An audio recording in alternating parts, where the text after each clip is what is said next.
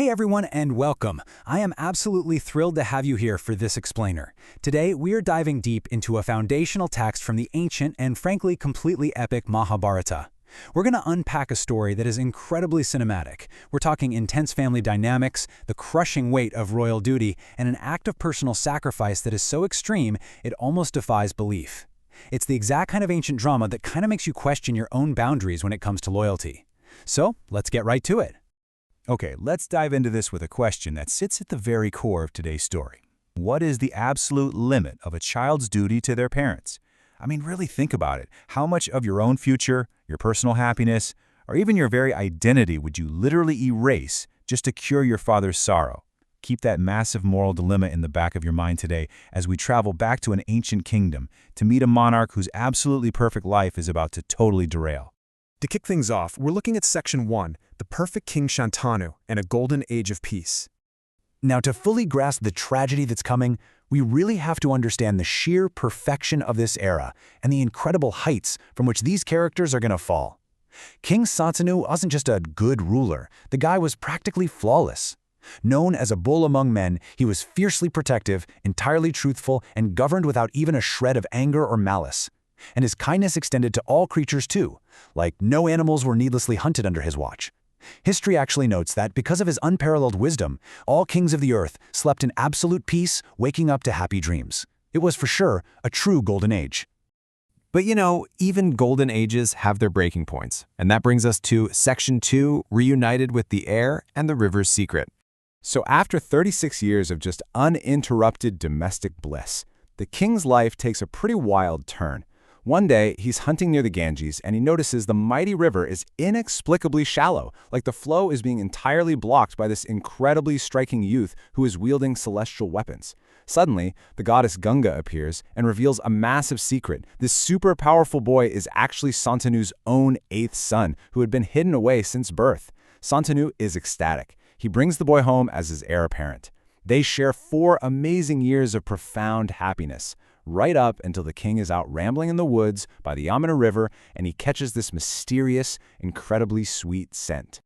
But before we follow that sweet scent, we really need to talk about that newly discovered son, Devavrata. Devavrata was the ultimate, absolutely perfect heir. He didn't just inherit power, he was given this elite education by sages, he mastered all celestial weapons, and he literally matched the gods in battle. The entire kingdom just adored him. And understanding his absolute perfection is so crucial here because it gives this heartbreaking weight to what happens next. He isn't just a prince, he is a flawless destiny just waiting to be fulfilled. Which leads us perfectly into Section 3, the fisherman's impossible demand, involving that sweet-scented maiden. Remember that sweet scent from the woods? Well, it leads King Santanu straight to a maiden of celestial beauty, just rowing a boat. Turns out she's the daughter of the local fisherman chief. The king is instantly captivated and just proposes marriage right there. But the fisherman chief, he drops a staggering, unyielding ultimatum. He says, "The son born of this maiden shall be installed by thee on thy throne and none else." And this brilliantly illustrates the impossible trap the king is in.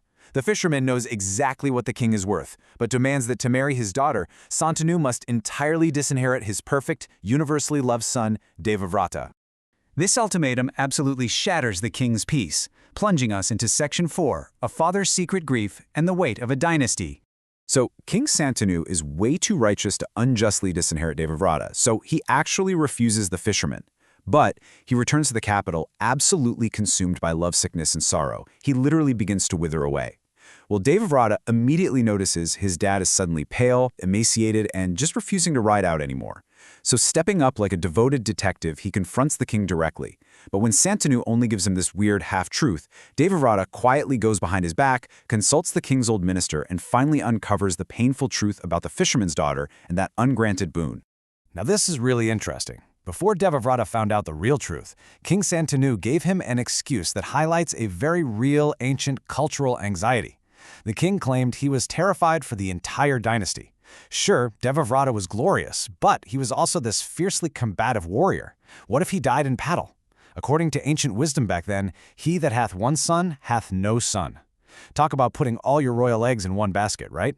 The king masked his romantic heartbreak by claiming he was simply terrified that their whole dynasty hung by the fragile thread of a single combat-prone heir. Armed with the real truth, the prince decides to take matters into his own hands. Welcome to Section 5, the Vow of Bhishma and the ultimate sacrifice. Devavrata doesn't even hesitate.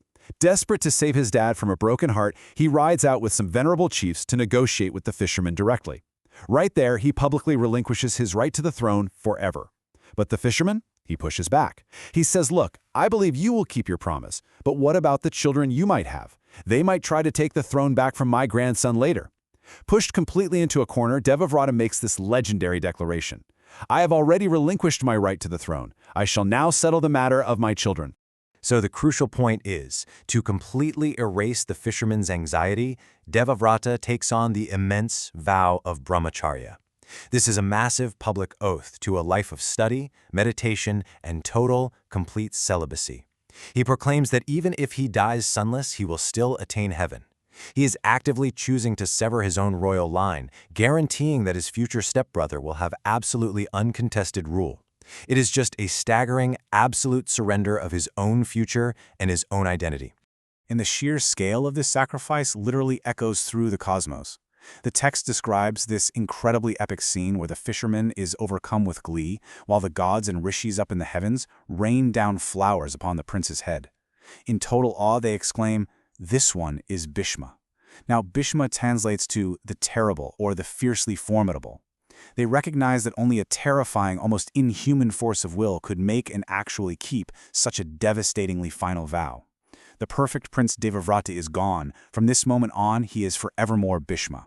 In the immediate aftermath, the fisherman happily hands over his daughter. Bhishma, ever the devoted son, respectfully addresses the maiden as mother and personally drives her back to Hastinapura on his chariot. When King Santanu finally hears what his son has done for him, he is deeply, deeply moved.